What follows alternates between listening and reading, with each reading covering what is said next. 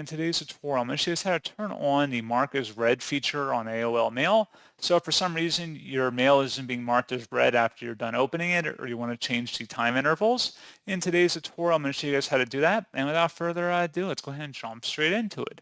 So all you have to do is sign into AOL Mail and select the settings button up to the top right, and then go down and select where it says More Settings.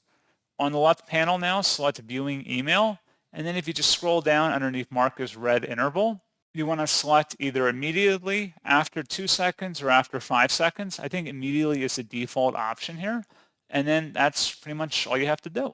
So pretty straightforward process on that, guys, and as always, thank you for watching. I do hope that was able to help you out, and I do look forward to catching you all in the next tutorial. Goodbye.